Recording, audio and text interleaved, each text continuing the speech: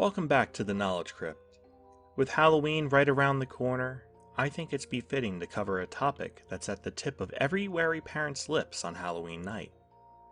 An urban legend, it would seem, that of the Halloween Sadist. This should be a suitable tale to tell, so let us begin with a question. In the lead up to Halloween, have you ever heard of some of the following? Don't take anything not wrapped. Nothing homemade unless it comes from someone we know. Absolutely no treats until we've checked them thoroughly.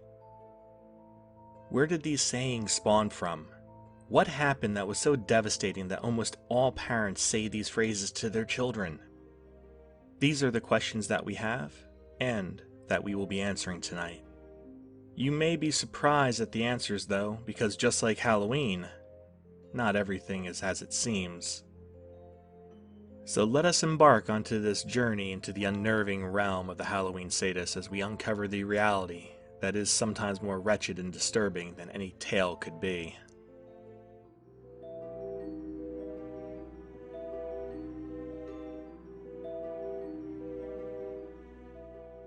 It is difficult to determine exactly when the urban legends began, but it can be estimated to be around the late 1950s. Even more specifically, around 1959 with a certain William Shine. As the tale goes, a dentist named William Shine decided to hand out candy-coated laxatives to children, and caused upwards of 450 children to be stricken ill because of it. However, no news articles were ever validated on this account, nor were any police reports filed about it. One would think that with something so dire that there would be some sort of documentation on it, but there was nothing. With tales like this, each year would bring with it a new fear. From poison-laced candies to razor blades hidden in treats, all sorts of terrors were running rampant on Halloween night. But again, no reports, all hearsay. In spite of that, parents began to tell their kids that they couldn't have any candy until they inspected it first as a precaution. Little did everyone know that their fears would be laid bare for all to behold in 1964. Sort of.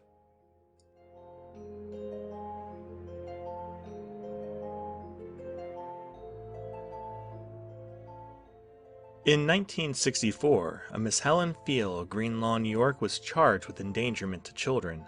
What for, you ask? Well, allow me to explain. You see, she had decided that there was an age limit for trick-or-treating, and those kids that were too old, primarily teenagers, should be tricked instead of treated. She went about crafting up packages of so-called treats that contained things such as dog biscuits, steel wool, and even ant buttons. She stated she did take the precaution of forewarning those that got these parcels that they weren't for consumption, but that doesn't really matter when you hand out poison ant buttons. Luckily, no teenagers were harmed, nor any children for that matter. However, her actions did land her with the aforementioned charges. She did not argue the fact and pled guilty to the endangerment charges presented. For her sentencing, she was sent to a psychiatric hospital for evaluation, and was subsequently released back into society shortly thereafter. While this might appear as a sadist act, there was no true sadistic intent to Helen's actions. All were confirmed to be thoughtless and reckless, with no intent to harm. Though this did imbue the public with the thought that anyone could do anything to a child that is vulnerable while trick-or-treating on Halloween. But this was not a Halloween sadist act. So off to our next scenario, the tragedy of Kevin Toston.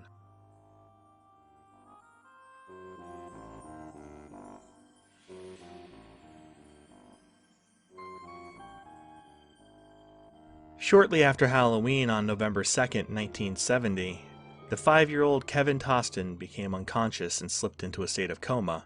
After multiple days of struggle, the child passed away. It was determined that he had gone into a coma and died from a heroin overdose. Upon investigation, the police had found that there had been candy sprinkled with the substance, and immediately linked the two together. Some maniac was handing out heroin-laced candies. But this was not the case. In truth, the child had gotten into his uncle's not-so-hidden stash of heroin and overdosed on that separately from his candy. His family, after realizing this, panicked. They took the heroin stash and dusted it over his Halloween candy to take the eyes off of their negligence. Unfortunately, it was a preventable death, and all due to the failure of the family trying to cover for a heroin-addicted uncle. In the end, not a single thing about this was actually the work of a Halloween sadist. Though our next scenario, well, this man was called the Candyman for a reason, and also known as the man who killed Halloween.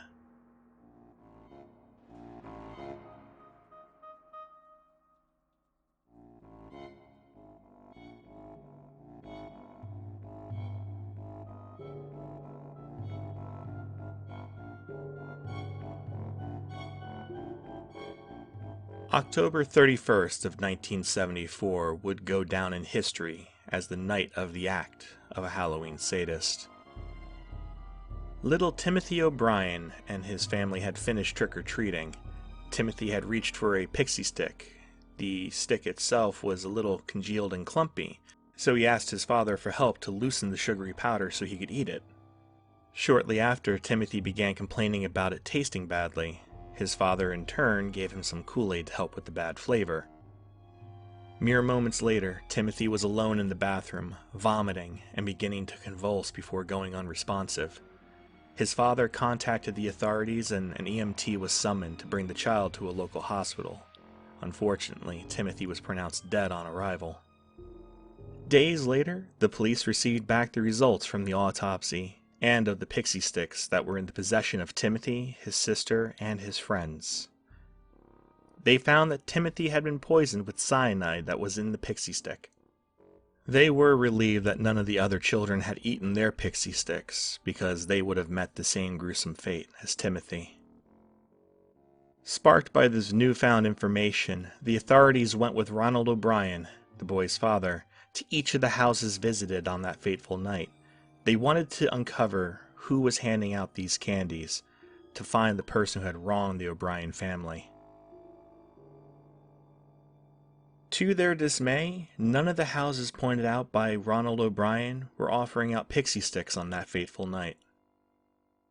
There was one house that Ronald insisted was the one, and that was the house of Courtney Melvin. Ronald had stated that upon going to this house, a faceless individual came to the door with an outstretched arm, dropped the pixie sticks into his hand without saying a word.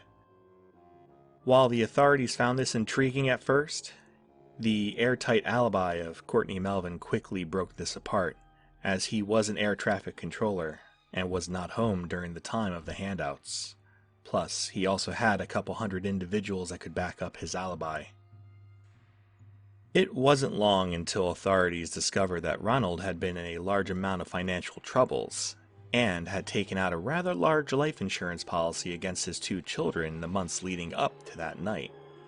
They discovered that the insurance policies totaled upwards of $60,000, and that Mr. O'Brien did not even wait 24 hours before contacting the insurance companies to find out how to collect. Though the insanity does not end here, as it does get worse. The police found that Ronald had been going around to multiple chemical supply companies trying to find out how to procure cyanide.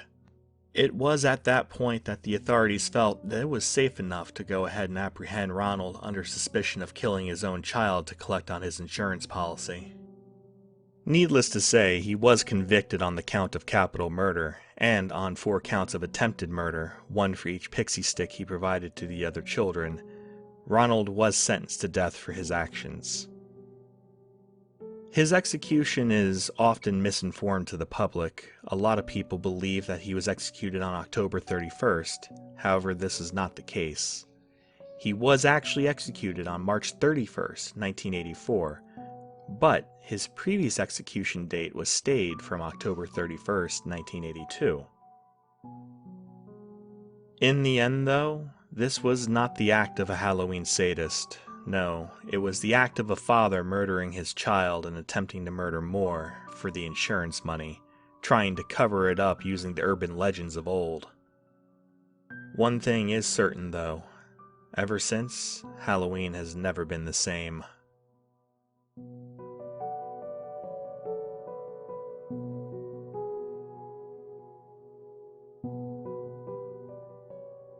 With the sheer amount of stories out there, this could go on for hours as a discussion. But these core stories were the ones that sparked the legend and made it what it is today. Can anyone say that there's never been a Halloween sadist? Absolutely not. There could be that one person who takes things too far for their own sick pleasure.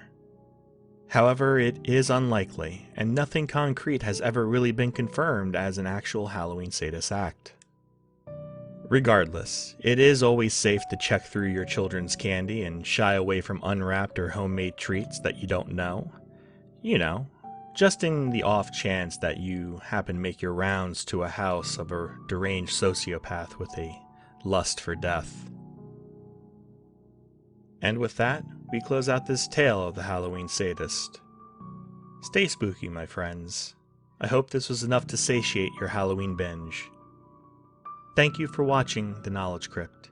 Feel free to like and subscribe for more, and until next time, farewell.